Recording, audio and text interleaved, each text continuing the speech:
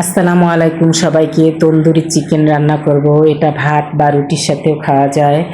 এই জন্য একটা কড়াইতে প্রথম 2 চা চামচের মতো আদা বাটা নিয়েছি, রসুন বাটা 2 চা চামচ, 1 চা চামচ শুকনো মরিচ গুঁড়া, হলুদ গুঁড়া 1 চা চামচ, 1 চা চামচ লবণ, 1/2 চা চামচ জিরা গুঁড়া, গরম মশলার গুঁড়া 1 চা চামচ, গরম মশলা, এলাচি, দারচিনি, তেজপাতা এগুলো মিক্সড করে নিয়েছি। 2 চা চামচ টক দই, 2 চা চামচ টমেটো সস আর সরিষার তেল দিয়ে দিলাম। এরপর মুরগির পিসগুলো দিয়ে ভালো করে মেখে নেব। এরপর ম্যারিনেট করে রাখবো। যত বেশিক্ষণ রাখবেন তত মশলাটা মাংসের ভিতর ঢুকবে, খেতে ভালো লাগবে এবং মাংসটা নরম হবে। এরপর একটা ফ্রাই প্যানে তেল গরম করে পেঁয়াজ কুচি দিয়ে দিলাম আর দিয়ে দিচ্ছি কাঁচামরিচ ফালি।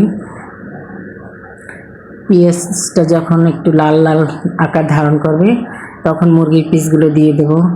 তেল একটু কম হয়েছে জন্য আবার একটু তেল দিয়ে দিলাম। মুরগির পিসগুলো দিয়ে ঢেকে দেবো না, কারণ ঢেকে দিলে পানি বের হবে। এই জন্য 10 মিনিটের মতো ভেজে নেব। দেখেন একটু উঠিয়ে নিয়েছি।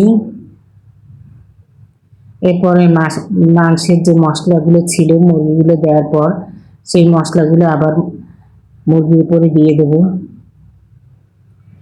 প্রত্যেকটা পিসের উপর দিয়ে দেব সুন্দর করে। নতুন যারা আছেন ভিডিওতে লাইক রিচ এঙ্গেজমেন্ট বাড়ে না, তারা ভিডিওতে লাইক কমেন্ট করতে পারেন, তাহলে আপনাদের ভিডিওতে এঙ্গেজমেন্ট বাড়বে।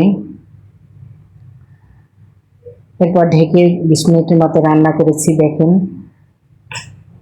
পানি বের হয় নাই, কোনো দাগ লাগে নাই। এই জন্য আমি আর একটু ভাজা ভাজা করব।